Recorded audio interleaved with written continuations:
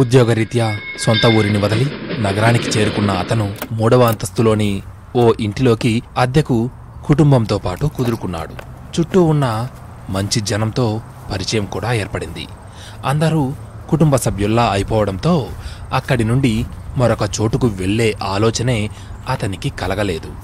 అలా 4 సంవత్సరాలు గడిచిపోయాయి. వాళ్ల కాలనీకి ప్రతిరోజు ఉదయం 7 గంటలకు విజిల్ వేస్తూనో లేక తన 3 చక్రాల బండికి ఉన్న ఆ బెల్ని మ్రోగించి శబ్దం చేస్తూ వచ్చేవాడు ఓ వ్యక్తి. అతని ఆ పిలుపుతో కాలనీలోని వారంతా తమ ఇండ్లలోని మునుపటి రోజు చెత్తను తీసుకువచ్చి అతని బండిలో వేసేవారు. అయితే ఈ 3వ అంతస్తులో ఉన్న వ్యక్తి మాత్రం తన ఇంటిలోని చెత్తను తీసుకెళ్లమని అతన్ని పైకి పిలిచేవాడు. అతను అలా వచ్చి తీసుకువెళ్లడం వలన అప్పుడప్పుడు ఓ 10 లేదా 20 రూపాయలు ఇచ్చేవాడు. అతను ఆ డబ్బును తీసుకుని వినయంతో థ్యాంక్స్ సార్ అని చెప్పి తన మాసిన చొక్కా జేబులో ఆ డబ్బును పెట్టుకుని వెళ్ళిపోయేవాడు. ఇలా ఉండగా ఓ రోజు చెత్తను తీసుకువెళ్లడానికి ఆ వ్యక్తి రాలేదు. అలా 2, 3, 4 రోజులు గడిచిపోయాయి. కాని అతను రాకపోయేసరికి ఇంటిలో చెత్త పేరుకుపోయింది. ఉద్యోగానికి వెళుతూ కుప్పతొట్ల వద్ద కూడా చెత్త అలాగే కనిపించడం చూసి అంతా దుర్గంధంగా తయారవడంతో చిరాకేసింది అబీకి. ఈ చెత్త వెధవ ఏమయ్యాడో, నలుగురు ఇచ్చే చిల్లరతో ఎక్కడ తాగిపడిపోయాడో, బాధ్యత లేని ఇలాంటి చెత్త వెధవలను చూసి అయ్యో పాపం అనడమే పెద్ద పాపం ఛ అని నొసుక్కుంటూ తన పని మీద తాను వెళ్ళిపోయాడు. అయితే అదే రోజు సాయంత్రం కాలనీలోని టీ కొట్టు వద్దకు చేరుకున్న అభినవ్ టీ తాగుతూ అదే కాలనీలో నివాసం ఉంటున్న మరొక వ్యక్తితో మాటలు కలిపాడు. అదే సందర్భంలో ఈ చెత్త తీసుకుని వెళ్లే అతను ఏమయ్యాడు, ఉన్నట్టుండి ఇలా ఆగిపోయాడు అన్నాడు.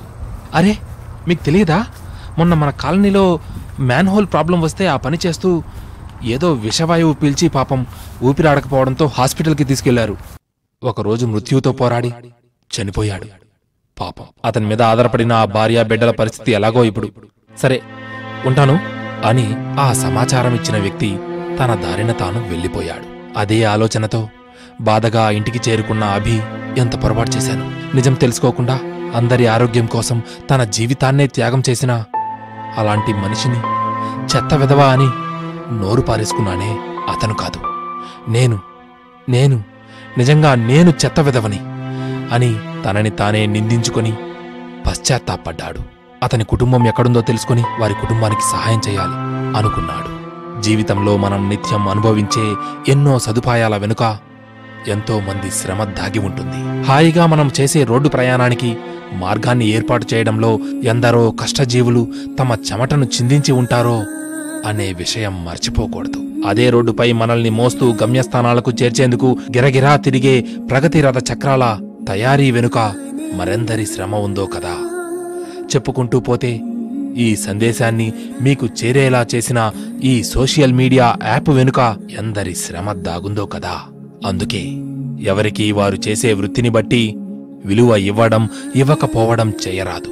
సాటి మనిషిని మంచి మనసుతో గౌరవిస్తే దరికి చేరే అభిమానం, అనుబంధం, ఆనందం తప్ప పోయేదేముంది. అందరూ బాగుండాలి, అందులో మనమూ ఉండాలి.